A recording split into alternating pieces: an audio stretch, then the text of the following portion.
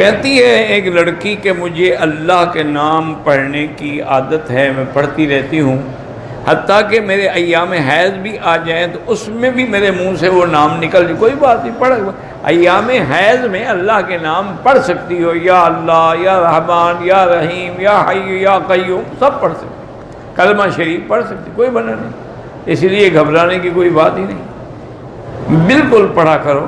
دیکھیں نا، اصل میں یہی ہے کہ جب ایک چیز کی عادت ہو جاتی ہے نا، ہمارے اپنے علاقے میں تھے ایک حافظ صاحب، اللہ ان کی قبر پہ رحمت کرے، تو اس کو قرآن شریف پڑھنے سے عشق تھا، بہت بڑے اس زمانے میں بڑے حافظ، مجھے انہوں نے خود ایک دفعہ فرمایا، کہنے کہ مکی صاحب اب تو میں مجبور ہو گیا ہوں کہ میں حمام میں جاتا ہوں نا تو کپڑے سے زبان کو پکڑ کے بیٹھ جاتا ہوں، اگر نہ پکڑوں تو پھر قرآن کی آیت نکل جاتی ہے، اب میں حمام میں بیٹھ کے کیسے قرآن پڑھوں؟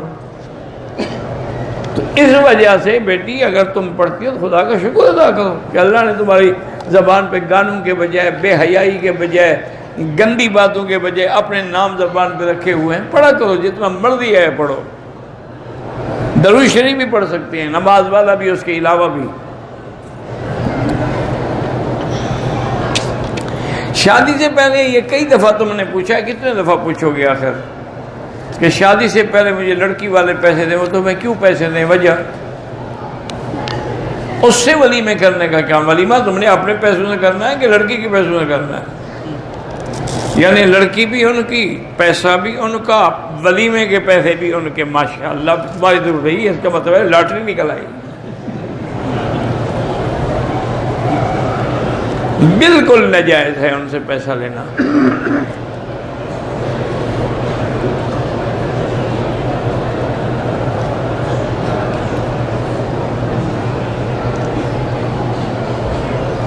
کہتی ہے ہماری نانی کہ بسم اللہ الرحمن الرحیم پڑھ کے دوا نہ کھایا کرو، کیونکہ بسم اللہ پڑھنے سے برکت ہوتی ہے، تو پھر دوائیاں کھانے میں ہی برکت پڑ جائے گی، تو بسم اللہ میں شفا نہیں ہوتی ہے، تمہیں دوسری حرکت یاد ہے، اس کی برکت یاد نہیں ہے، برکت پانی میں ہوگی، دوائیوں میں کیوں ہوگی؟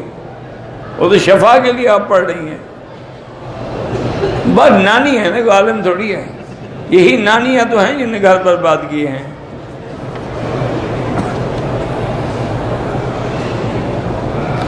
جو کھلم کھلا بدعت کرتے ہیں، مسجد بنا رہے ہیں، تو اس میں چندہ نہ دیں، چندہ وہاں لگائیں جہاں دین کا سیدھا کام ہو۔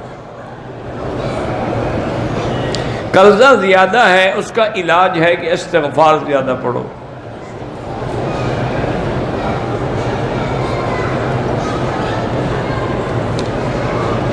بہرحال ایک بندہ بچپن میں جل گیا تھا، اس کی داڑھی نہیں آتی، اللہ کی مرضی ہے، کیوں گھبراتا ہے؟ اللہ کی مرضی، اللہ چاہیں گے تو آ جائے گی، نہیں آتی تو نہ آئے، اس پر تو کوئی گناہ نہیں، وہ تو چاہتا ہے نا، لیکن نہیں رکھ سکتا بیچارہ۔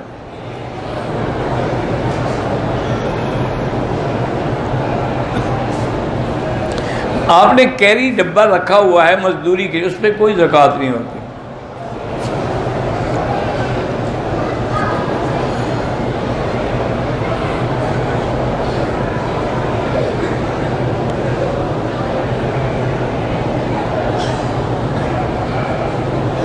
کہتے جی کہ میں نے ایک مولوی صاحب کی تقریر سنی ہے، انہوں نے کہا تھا کہ 12 ربیع الاول میں جھنڈیاں لگانا جو ہے نا، جو ہم جھنڈیاں لگی اللہ کی سنت، اچھا اللہ کی بھی سنت ہوتی ہے، اللہ کے بندے سنت نبی کی ہوتی ہے، جس کو اتنا پتہ نہیں کہ اللہ کی سنت ہے، سنت اللہ یعنی اللہ کا طریقہ تو کہہ سکتے ہو کہ اللہ نے حکم دیا تھا جبریل کو کہ جا کے جھنڈیاں لگاؤ، اچھا تم نے جبریل کو دیکھا تھا یا خدا کو دیکھا تھا جب وہ جھنڈیاں لگا رہا تھا، یا جھنڈیوں کو دیکھا تھا؟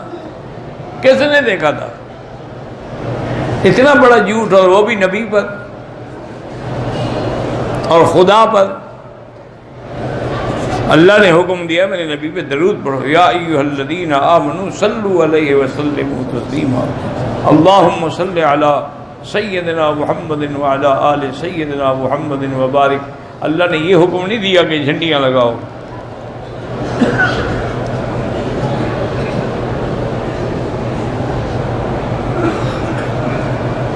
میں نے کہیں پڑھا تھا کہ حضور صرف چہرہ مبارک کے علاوہ پورے جسم پر نور لگاتے تھے. کیا معنی نور لگاتے تھے؟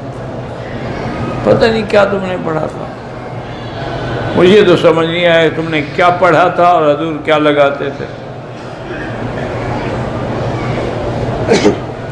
اگر ہم بیت الخلاء میں بیٹھے ہیں اور چھینک آ جائے وہاں الحمدللہ نہیں کہہ سکتے.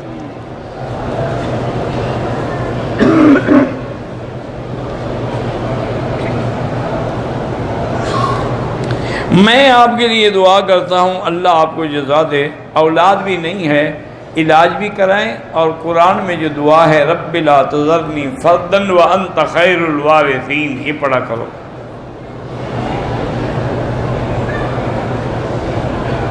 میرے ابو کے پورے جسم کے بال گر گئے ہیں، اب عمرے پہ آئے تب بھی اس طرح پھروا دیں چاہے گنجے ہوں. اللہ کو بالوں کی ضرورت نہیں ہے، تعمیل حکم ہے کیسے گردن جھکا دی.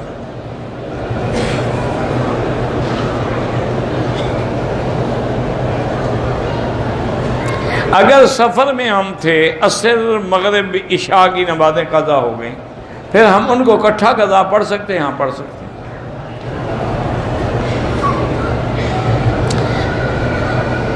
میری شادی کا سبب نہیں بن رہا، 3 دفعہ سورۃ الرحمن روزانہ پڑھ کے دعا کیا کرو.